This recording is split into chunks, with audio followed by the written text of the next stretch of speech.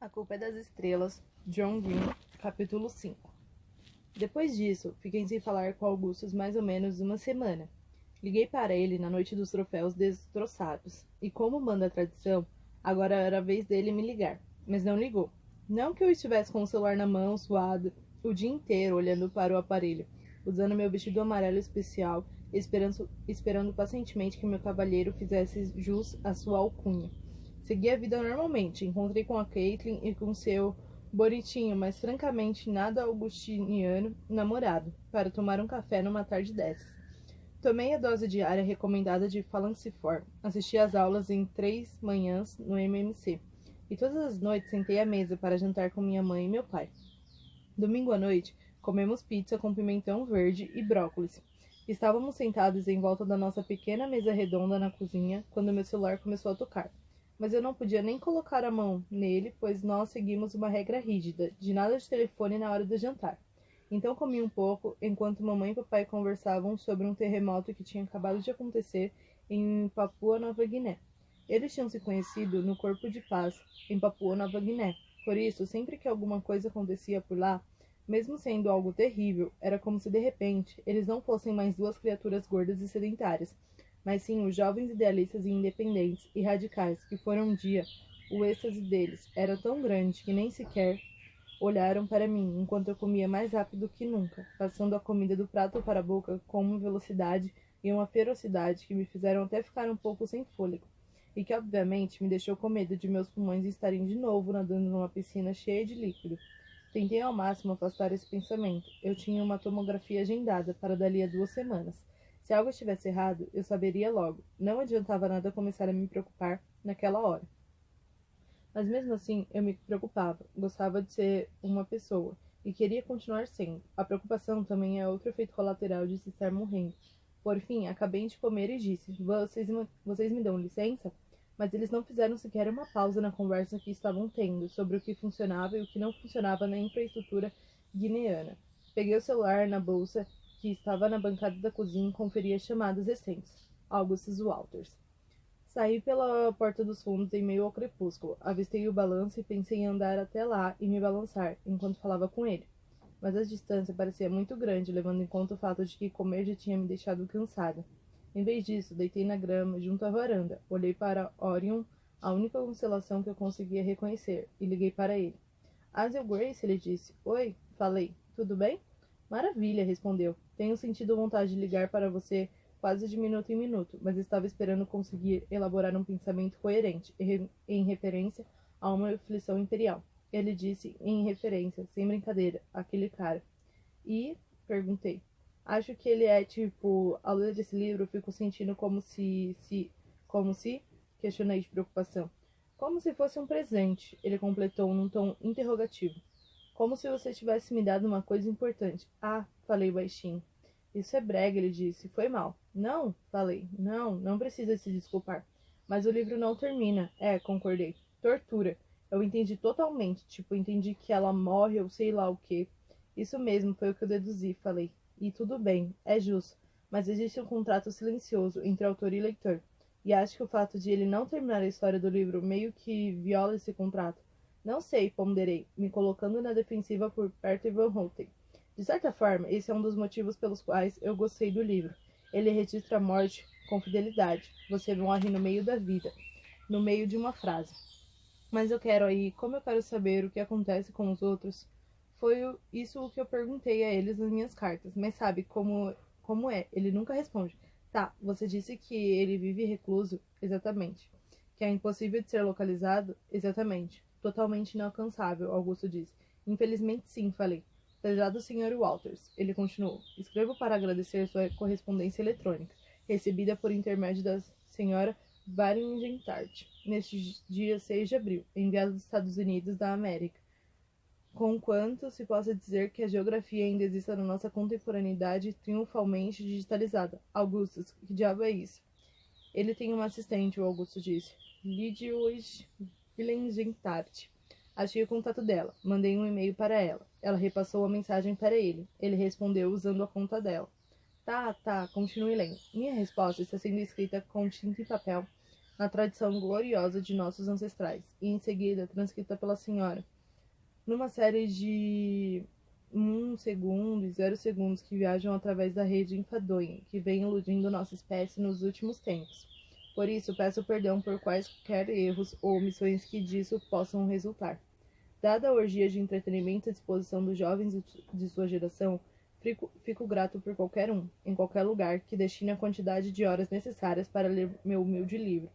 Mas me sinto especialmente em dívida com sua pessoa, Senhor, tanto por suas gentis palavras a respeito de uma aflição imperial, quanto por ser dar ao trabalho de me dizer que o livro, e aqui o cito ipsis literis, significou muito mesmo para o Senhor. Esse comentário, no entanto, leva-me em lucubrar o que quer dizer com significou. Dada a frivolidade derradeira de nossa luta pela vida, terá algum valor a efêmera carga de significado que a arte nos empresta. O único valor estará em passarmos o tempo o mais confortavelmente possível. O que uma história ficcional deveria pretender emular, Augustus? O soar de um alarme? Um grito de guerra? Uma injeção de morfina? Obviamente, como todas as interrogações do universo, esta linha de investigação inevitavelmente reduz-nos a perguntar o que significa ser humano, e pegando emprestado uma frase dos jovens angustiados de 16 anos, que o senhor sem dúvida repudia, se há algum sentido nisso tudo. Temo que não haja, caro amigo, e que você receberia alentos insuficientes em encontros ulteriores com minha composição literária. Porém, respondendo à sua pergunta, não escrevi nada mais, nem escreverei. Não creio que continuar a compartilhar meus pensamentos com os leitores irá beneficiá-los ou a mim. Obrigado novamente por seu generoso e-mail. Atenciosamente, Peter Van Houten, por intermédio de Lidwig Wingentart. Uau, falei? Você está inventando isso?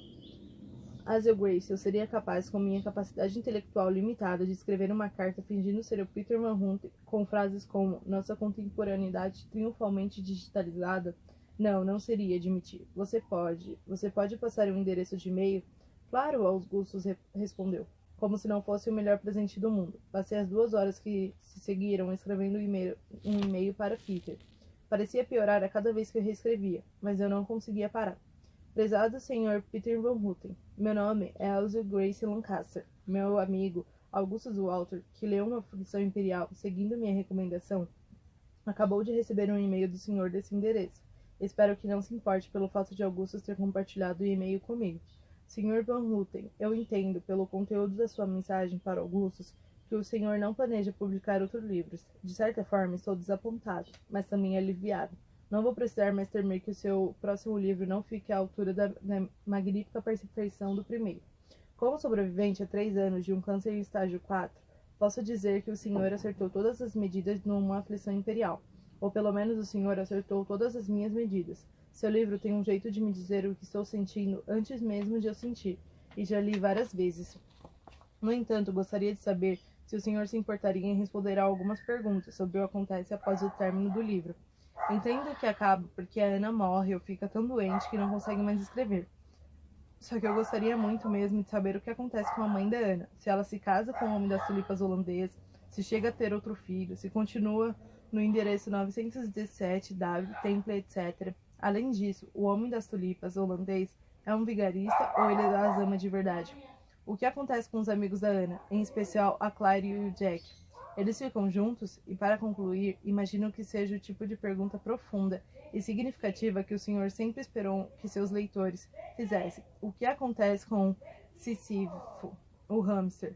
Essas questões vêm me atormentando há anos, e não sei quanto tempo vou poder esperar pelas respostas. Sei que não são perguntas literalmente importantes e que o livro é cheio de perguntas literalmente importantes, mas gostaria muito mesmo de saber. E é claro, se o senhor algum dia resolver escrever qualquer outra coisa, mesmo que não queira publicar, eu adoraria ler. Para ser sincera, eu leria até a sua lista de compras de supermercado. Atenciosamente, com grande admiração, Azel Grace Lancaster, 16 anos. Assim que enviei a mensagem, liguei para o Augustus e nós ficamos acordados até tarde falando do Uma Aflição Imperial. E li para ele o poema da Emily Dickinson, de onde o Van Houten tirou um dos versos que usou como título. E ele disse que eu era ótima recitando poemas, e que não fazia pausas muito longas nas quebras dos versos. Aí ele me disse que o 6º livro da série, O Preço do Alvorecer, O Sangue à Prova, Começa com a citação de uma parte de um poema. Ele demorou um pouco para achar o livro, mas por fim leu o trecho para mim. Dizer que sua vida acabou, o último beijo bem dado, você deu e está distante no passado. Nada mal, falei, mas pretensioso. Acho que o Marx Mayhem chamaria isso de coisa de maricas. E sem dúvida diria isso com os dentes cerrados. Caramba, como o Mayhem cerra os dentes nesses livros. Com certeza vai acabar tendo distúrbio de ATM se sobreviver a todos os combates. E então, depois de alguns segundos, o Gus perguntou: quando foi seu último beijo bem dado? Parei para pensar. Meus beijos, todos pré-diagnóstico, tinham sido meio sem jeito e muito babados. E a algum nível eu sempre tive a sensação de que éramos crianças brincando de ser adultos. Mas, obviamente, isso foi há muito tempo. Há muitos anos, respondi por fim. E você? Eu dei alguns beijos bem dados à minha ex-namorada, Caroline Matters.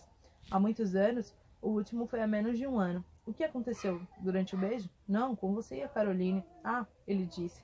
E então, depois de alguns segundos, a Caroline não sofre mais de pessoalidade. Ah, falei. Ele disse. Sinto muito, completei. Eu conheci várias pessoas que morreram, lógico, mas nunca namorei uma. Não conseguia nem imaginar isso, sério. Não é culpa sua, Asil Grace. Somos todos apenas efeitos colaterais, certo? Cracas no navio cargueiro da consciência, falei, citando o White. Ok, ele disse. Preciso ir dormir. Já é quase 1 hora. Ok, falei. Ok, ele disse. Eu ri e repeti. Ok. Aí a linha ficou silenciosa, mas não completamente muda. Era quase como se ele estivesse ali no meu quarto comigo, mas de um jeito ainda melhor, como se eu não estivesse no meu quarto e ele não no dele, mas em vez disso estivéssemos juntos numa invisível e tênue terceira dimensão, até onde só podíamos ir pelo telefone. Ok, ele disse, depois do que pareceu ser uma eternidade. Talvez ok venha a ser o nosso sempre. Ok, falei. E foi o Augustus quem desligou. Peter Van Houten respondeu ao e-mail do Augustus 4 horas depois, mas já se tinham passado 2 dias e ele ainda não havia respondido ao meu. O Augustus me garantiu que era porque minha mensagem era melhor e exigia uma resposta mais elaborada, que o Van Houten estava ocupado redigindo as respostas. As minhas perguntas e que uma prosa genial demorava para ser escrita, mas ainda assim fiquei tensa. Na quarta-feira, durante a aula de poesia norte-americana para leigos 101, recebi uma mensagem em texto do Augustus. O Isaac saiu da cirurgia. Correu tudo bem. Ele está oficialmente SEC. SEC queria dizer sem evidência de câncer. Uma segunda mensagem em texto chegou alguns segundos depois. Quer dizer, ele está cego. Então é ruim. Naquela tarde, mamãe concordou em me emprestar o carro para que eu pudesse ir até o memorial visitar o Isaac. Fui até o quarto dele no 5º andar. Bati a porta, mesmo estando aberta, e uma voz de mulher disse: entra. Era uma enfermeira que estava fazendo alguma coisa com as ataduras nos olhos dele. Oi, Isaac, falei. Mônica? Ele perguntou. Ah, não, foi mal. Não, é a Ásia do grupo de apoio. A Ásia da noite dos troféus destroçados. Ah, ele disse. Pois é, as pessoas ficam me dizendo que os outros sentidos vão ficar mais aguçados para compensar. Mas isso, obviamente, ainda não aconteceu. Oi, Ásia, do grupo de apoio. Chegue mais perto para que eu possa examinar seu rosto com as mãos e enxergar sua alma com mais profundidade do que qualquer outro ser que tenha o dom da visão. Ele está brincando, disse a enfermeira. Falei, deu para perceber. Dei alguns passos na direção do leito, puxei uma cadeira e me sentei, pegando na mão dele. E aí? Falei. E aí? Ele disse. E aí ficamos em silêncio um tempo. Como você está se sentindo? Perguntei. Bem, ele disse. Não sei. O que você não sabe? Olhei para a mão dele porque não queria encarar o rosto vendado pelas ataduras. O Isaac roía as unhas e pude ver que havia sangue nos cantos de alguns dedos. Ela nem me visitou, ele comentou. Tipo, nós ficamos juntos 1 ano e 2 meses. 1 ano e 2 meses é muito tempo. Cara, isso dói. O Isaac soltou a minha mão para tatear à procura da bombinha que você pressiona para receber uma dose de analgésicos. A enfermeira, ao terminar de trocar a atadura, deu um passo para trás. Só faz um dia, Isaac, ela disse, o tom de voz meio condescendente. Você precisa de um tempo para se recuperar. E 1 ano e 2 meses não é tanto tempo assim. Não um contexto maior. Você está só começando a vida, rapaz. Você vai ver. A enfermeira foi embora. Ela já saiu? Eu fiz que sim com a cabeça, mas me dei conta de que ele não pode ver meu gesto. Saiu, falei. Eu vou ver? Sério, ela disse isso de verdade. Qualidade de uma boa enfermeira. Liste. Pedi. Primeira, não fazer trocadilhos com a deficiência alheia. O Isaac começou. Segunda, tirar o sangue na primeira tentativa. Continuei. Na moral, essa é mega importante. Tipo, esse é meu braço ou alvo de um jogo de dardos. Terceira, não falar de um jeito condescendente. Como está passando, querido? Perguntei, fazendo cara de noite. Vou enfiar uma agulha em você agora. Pode ser que doa um pouquinho. O queridinho da titia está dodóizinho? Ele continuou. Então, após alguns segundos, a maioria delas é legal, na verdade. Mas só o que eu quero é sumir daqui. Daqui, tipo do hospital? Daqui também, ele disse, comprimiu os lábios. A dor era visível. Posso ser honesto? Eu penso muito mais na Mônica que no meu olho. Isso é loucura? É loucura. É um pouquinho, concordei. Mas eu acredito em amor verdadeiro, sabe? Não acho que todo mundo possa continuar tendo dois olhos, nem que possa evitar ficar doente e tal. Mas todo mundo deveria ter um amor verdadeiro, que deveria durar pelo menos até o fim da vida da pessoa. É, falei. Às vezes eu queria que nada disso tivesse acontecido. Nada de câncer. A fala dele foi ficando mais lenta, o analgésico estava fazendo efeito. Sinto muito, falei. O Gus veio aqui mais cedo. Ele estava aqui quando eu acordei. Matou aula. Ele... A cabeça tombou um tiquinho para o lado. Melhorou, falou baixinho. A dor? Perguntei. Ele fez que sim com a cabeça, bem de leve. Que bom, falei. E aí, como é egoísta que sou. Você está dizendo alguma coisa sobre o Gus?